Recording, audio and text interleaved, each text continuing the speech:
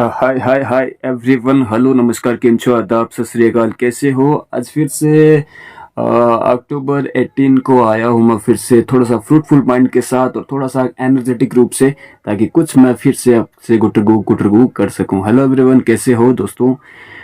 ज़िंदगी के 31 year complete होने के बाद मुझे प्रैक्टिकली ऐसा फील होता है कि क्या पाया क्या खोया, है ना। ज़िंदगी को समझते समझते कितना लम्हा गुजर गया और मुझे लगता है मैंने अभी 1% भी ज़िंदगी को नहीं समझा। पहले स्टार्टिंग में मैंने कन्फ्यूजन्स का स्टार्टिंग बच्चों के साथ रहती है। लाइफ क्या है, मैच्योरिटी क्या है, रिलेशनशिप्स क्या है, अट्रैक्शंस क्या है, यूनिवर्स क्या है, नेचर क्या है, बहुत सारी ऐसी चीज़ें, कंसेप्ट जो कभी समझ में नहीं आते। लेकिन मेरे लिए थैंक गॉड यूनिवर्स का मैं सारा शुक्रिया करता हूँ कि मैंने हमेशा से एक किसी न किसी चीज़ को खोजने की कोशिश की है। जैसे कि मैं खुद को ऐसा समझता हूँ कि I am just a researcher या रिसर्चर जो भी है। आई एम सॉरी प्रोनाउंसिएशंस के लिए, थोड़ी इंग्लिश से मेरी गला थोड़ा सा वैसे सर्दी आ गई है, तो ऐसा ही है।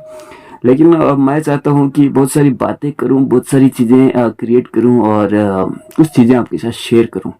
स्टार्टिंग से कंफ्यूज था, फिर बीकॉम 12th तक मेरी स्टडी बड़ी अच्छी सी बीती और 12th के बाद जब मैं अपने गांव आया तो घर की स्थिति इतनी इतनी ख़राब थी कि 2 वक्त का खाना भी बड़ी मुश्किल से अरेंज करने में बड़ी दिक्कत होती थी, क्योंकि फादर साहब फार्मर रहे हैं अपने अपनी इंटायर लाइफ में, तो बड़ा मुश्किल था। फिर फर्स्ट ईयर का फॉर्म अप्लाई किया, साथ में जॉब की, फिर 3 साल बीकॉम कंप्लीट की। लेकिन वो मुझे नहीं लगता कि मैंने वो कहीं ना कहीं पढ़ाई की, बट वो वक्त ऐसे था कि ज़िंदगी गुजरी थी और कुछ समझ नहीं आ रहा था, कुछ भी नहीं।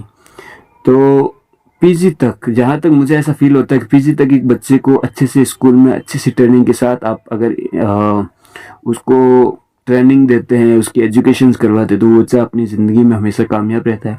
तो मैं इतना लकी नहीं रहा हूँ, बहुत ही टूटी फूटी सी मेरी पढ़ाई हुई है।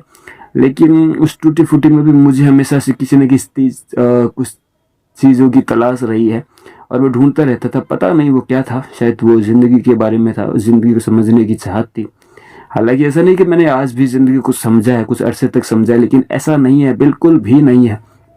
मैं कितनी भी कोशिश कर लूँ अपनी ज़िंदगी के आखिरी सांस तक, तो ये बहुत मुश्किल है। और एक पैंडमिक चीज़ मैं थोड़ा सा अपनी इस वीडियो क्लिप में शेयर करूँगा कि 2 दिन आफ्टर बिफोर 2 डेज पहले, है ना, 2 दिन पहले की बात है, मैं बहुत ज़्यादा डर गया था। मेरे फादर साहब की अचानक बहुत ज़्यादा तबीयत ख़राब हो गई थी और बस वो जो मोमेंटम था मेरे लिए, मेरी ज़िंदगी का ऐसा मोमेंटम हो गया था कि मैं बयान नहीं कर सकता था वो कैसा मोमेंटम था। तो मैं बहुत ज़्यादा इमोशनल हो गया, बहुत ज़्यादा डर गया था और इतनी भयंकर तबीयत खराब हो गई थी। तो ये चीज़ें भी होती है लाइफ में, इनको फेस करना पड़ेगा, है ना, अप्स एंड डाउन। तो वैसा नहीं, आज मैं बहुत ज़्यादा इमोशनल नहीं हूँ। कभी कभी आपने मेरे वीडियोस देखे होंगे और मेरी वो स्क्रिप्ट सुनी होगी तो आपको ऐसा लगता है कि यार बहुत इमोशनली है। कभी कभी इमोशनल के साथ साथ अग्रेशंस भी आता है, तब ऐसा समझ लीजिए। Always thankful to entire universe. जैसा कि मैं हमेशा बोलता आया हूँ, मैंने जितने भी कोशिश किया है कुछ ना कुछ बोलने की, कुछ ना कुछ सीखने की, तो वो मेरे गॉड फादर यूनिवर्स से सीखा है मैंने। तो उनका हमेशा से मैं शुक्रिया अदा करता हूँ। और मुझे पता है, मुझे जो लोग सुनेंगे ना, कभी भी, मैं ऐसा नहीं कह रहा कि आज सुनेंगे या कभी मुझे फेमस करने के सुनेंगे, लेकिन एक दिन मुझे ज़रूर पक्का है कि बहुत सारा ट्रैफिक जाम होगा और पता नहीं वो लोग किस चीज़ को ढूंढेंगे, वो लोग शायद मुझे ढूंढेंगे और मेरे बारे में बहुत कुछ जानने की कोशिश करेंगे। ऐसा होता है ना कि जब कभी कोई इंसान बहुत कुछ अपनी लाइफ में फील करके आया हो, फेस करके आया हो, और जब अचानक वो उसका जो एरो है, parameter of life, in what, high होता है, तो लोग उसे सर्च करते, रिसर्च करते हैं। और जो मैं ये वीडियो क्लिप बना रहा हूँ, जो चीज़ें मैं शेयर कर रहा हूँ, और मुझे ऐसा लगता है कि बहुत सारे लोग इन चीज़ों को देखेंगे, नोट डाउन करेंगे ज़रूर। ऐसी मन में उम्मीद होनी चाहिए। आप अगर अफर्मेशंस करते हैं, आप अगर ऐसी बातें सोचते हैं, तो वो चीज़ें अट्रैक्ट होती है।